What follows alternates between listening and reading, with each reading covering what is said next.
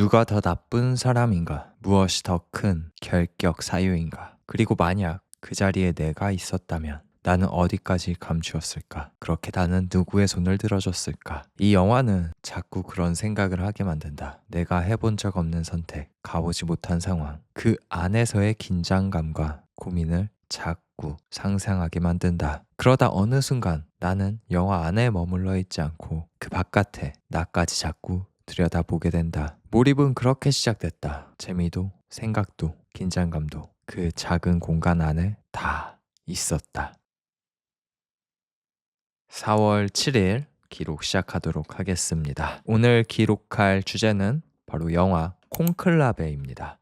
콘클라베 개봉한 지도 꽤 됐고 제가 보고 온 지도 꽤 됐어요. 그럼에도 불구하고 제가 이렇게 기록을 하게 됐습니다. 계속 해야지 했는데 밀렸어요. 우선 콘클라베를 한 달 전에 본 것 같아요. 벌써 한 달이 지났는데 그래서 아마 이 기록은 막 정확한 내용보다는 그때 보고 제가 사유했던 생각들, 어떤 질문들에 대한 내용이 훨씬 더 많을 것 같습니다. 그럼에도 불구하고 기록이 시작되면 이 영화에 대한 스포일러가 잔뜩 포함되어 있기 때문에 스포일러에 민감하신 분들은 뒤로 빠꾸 하시면 되고요. 민감하지 않다 하시는 분들은 함께 누려보시면 되는데 근데 이 영화는 개인적으로 아직 안 보신 분이라면은 100% 즐기기 위해서는 스포일러를 무조건 피하는 게 좋다고 봅니다. 이제 본격적인 기록 시작하도록 하겠습니다. 우선 이 영화 콘클라베에 대한 전체적인 감상을 시작으로 본격적인 기록이 시작될 겁니다. 그럼 시작해 보도록 하겠습니다. 우선 저는 콘클라베의 주제이자 소재인 콘클라베의 뜻도 모르고 봤어요.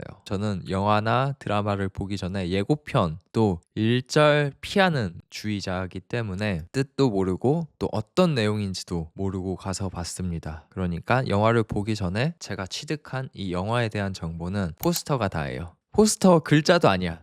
그냥 딱 그 이미지, 추기경의 얼굴만 따닥 그려져 있는 그 이미지만 제가 영화를 보기 전 획득한 정보거든요. 딱 그것만 알고 가서 봤는데 정말 재밌게 봤습니다. 근데 이제 보고 나서 느낀 게 있어요. 이 영화가 주는 재미는 취향을 타는 재미예요. 100% 취향을 타는 재미예요. 100% 취향을 타는 재미인데 제가 재밌게 봤다는 것은 저의 취향을 확 저격했다는 거죠. 그럼 이제 저의 취향을 확실하게 저격한 부분을 말씀드리도록 할게요. 우선 인간 심리 추리극이에요. 이게 공간 자체가 굉장히 한정된 공간에서 사건이 벌어지거든요. 그 사건이라 하면은 교황을 선출하는 사건이에요. 근데 이게 우리가 생각했던 것 이상으로 정치적인 이권에 대한 알력 다툼이 있는 거예요. 그 추기경 집단 안에. 전혀 몰랐죠. 난 몰랐어요. 추기경들끼리 교황을 선별할 때 저렇게 정치적인 어떤 입장차가 갈릴 거라고는 정말 몰랐어요.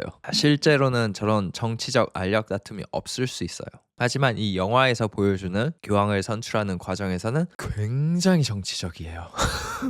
그렇다 보니까 뭐라고 해야 되냐, 정치질하는 그 싸움이 미쳤습니다. 그게 너무나 제 취향이었고 또 다른 저의 취향을 자극한 부분이 있다면은 이거는 호불호가 굉장히 갈리는 저의 취향 저격 요소인데요.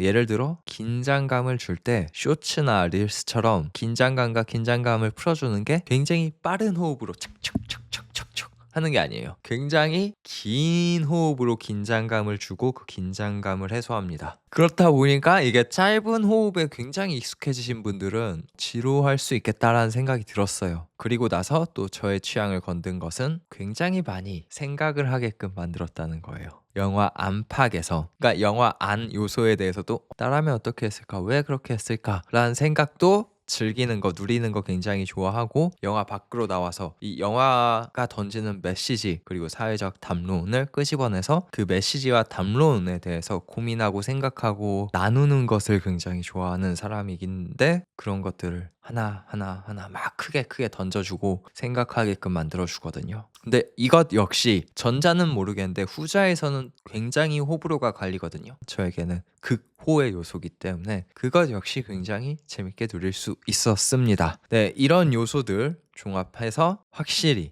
100% 취향을 타는 영화예요. 이 점 말씀드리고 저의 취향이었기 때문에 저는 굉장히 재밌게 봤다. 그럼 다음 영화 내적인 재미를 줬던 그 긴장감에 대해 얘기를 해보도록 할게요. 이 긴장감 한번 몰입하기 시작하면은 정말 헤어나올 수 없는 긴장감이었어요. 앞서 말씀드린 것처럼 저는 이 영화 콘클라베의 뜻도 모르고 또 어떤 내용이 전개되는지도 모르고 가서 본 사람이에요. 그렇다 보니까 딱 영화가 처음 시작되고 전임 교황이 죽었다는 소식을 전해 듣는 내용부터 이제 영화가 시작되잖아요. 로렌스 추기경이 되게 다급하게 터널을 숨가쁘게 걷는 장면과 함께 저는 그 장면까지 볼 때까지만 하도 그러니까 그 다음 시퀀스로 넘어갈 때까지도 이 영화 형사물로 생각을 했어요. 이거 범인 잡는 거다. 의문사에 대한 범인 잡는 내용이나 보다. 이렇게 생각을 하고 영화를 보기 시작했는데 어쨌든 저는 그렇게 영화의 몰입을 시작했습니다. 뭐 한번 그렇게 시작된 몰입이 마지막까지 이어졌어요.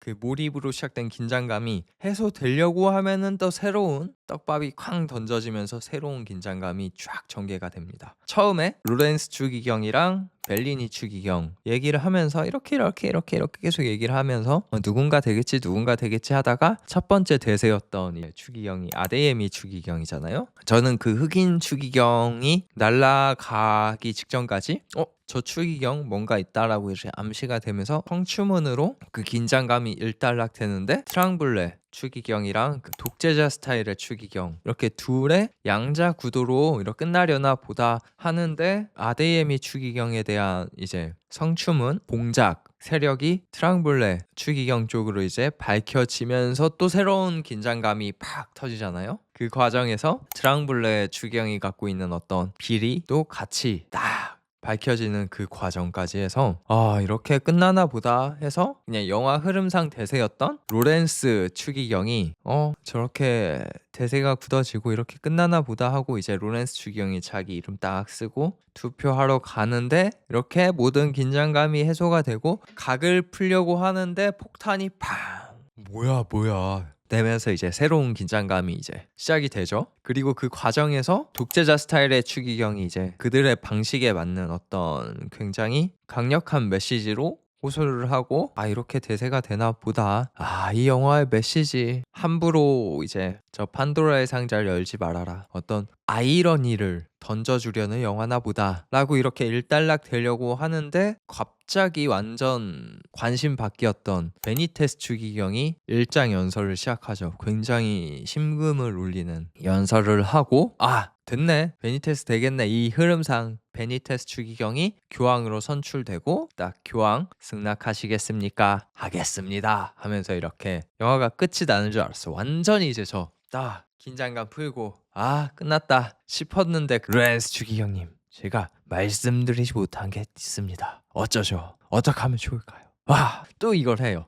뭐야 또 뭐야 하면서 또 새로운 찡깽 진짜 이 영화 미쳤습니다. 취향을 타는데 그 취향에 맞다면은 정말 마지막까지 너무 재밌게 긴장하면서 또 쫄깃하게 쫀쫀하게 재미를 누릴 수 있는 영화입니다. 그럼 제가 영화 밖에서 제가 누렸던 재미 요소에 대해 말씀드릴게요. 제가 생각을 굉장히 많이 즐겼다고 했잖아요. 특히 제가 어떤 생각을 했냐 바로 if 스토리에 대한 생각을 굉장히 많이 했어요. 그 if 스토리들 함께 나눠보도록 하겠습니다. 제 첫 번째 if 스토리이자 질문은 이번 콘클라베 추기경이 로렌스 추기경이 아니라면 어떻게 진행됐을까? 다른 추기경이었다면은 저 성추문 알고도 덮었을까? 아니면은 성추문까지는 오픈을 하고 저 경제비리 추기경이었던 트랑블레 추기경의 정보는 닫았을까? 저 판도라의 상자를 열지 않았을까? 아니면 열었을까? 이런 if 스토리. 그리고 또 내가 만약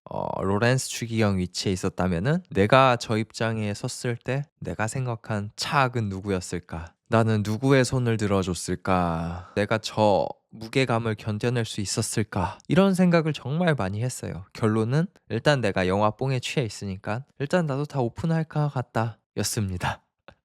그리고 두 번째 if 스토리가 뭐였냐? 만약에 저 폭탄 테러가 발생하지 않았으면은 누가 됐을까? 제 영화 흐름상 대세였던 로렌스 추기경이 교황으로 선출됐을까? 아니면은 영화 흐름과 반대되게 반전 재미를 주는 요소로 저 로렌스 추기경이 엄청난 책임감을 느끼는 결말로 가는 저 독재자 스타일의 마피아 같은 녀석의 교황이 되는 결말을 보여줬을까? 아니면은 또 다른 방식으로 또 다른 반전을 주는 요소가 등장했을까? 라는 어떤 생각도 해봤습니다. 또 세 번째 이프 스토리는 최종 당선된 베니테스 추기경이 마지막 연설 때처럼 뭔가 이 집단에 대해 회의를 느껴서 나 교황 안 할래 했으면 어떻게 됐을까? 그 되면은 새로운 콘클라베가 진행이 되는 거잖아요. 그러면은 그때 다시금 로렌스 추기경이 본인이 앞장서서 교황이 되기 위한 어필을 하지 않았을까? 아니면은 난가병에 걸려서 다시 한번 멜리니 추기경이 내가 해보겠소 하지 않았을까? 이런 생각들도 해봤습니다.